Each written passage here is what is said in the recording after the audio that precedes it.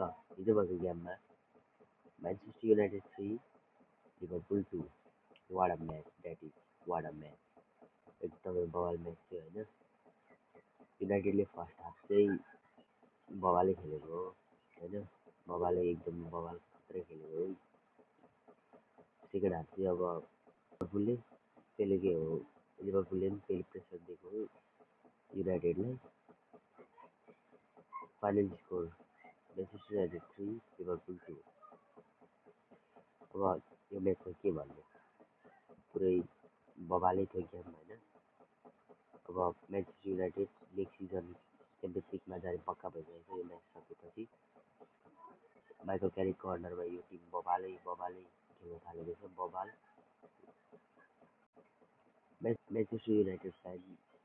यो रिजल्ट देखेर एकदमै खुसी भएको छ म पनि as a Manchester United fan म पनि एकदमै धेरै खुसी छु next season Manchester United going for the champions league like यो हेरौँ यो यतापट्टिको लिभरपुलको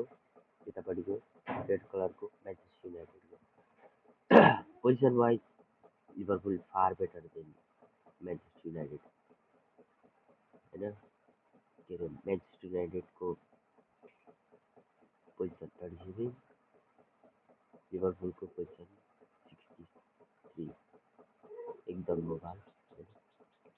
अब टोटल सुट चाहिँ म्यान्चेस्टर युनाइटेडले बेसी हानिरहेको 18 total shot 13 total shot shot on target 6 shot on target 5 shot on target 6मा 3वटा चान्समा 3वटा चान्स पाएको थियो गोल गर्ने 0वटा चान्स कन्भर्ट गरिदिइसकेको छ म्यान्चेस्टर युनाइटेडले म्यान्चेस्टर युनाइटेडको फर्स्ट मिस्टेक आमाद आएपछि आमादले रङ पास सोबसलाईले डाइरेक्ट खेलेर मिस्टेक गरेर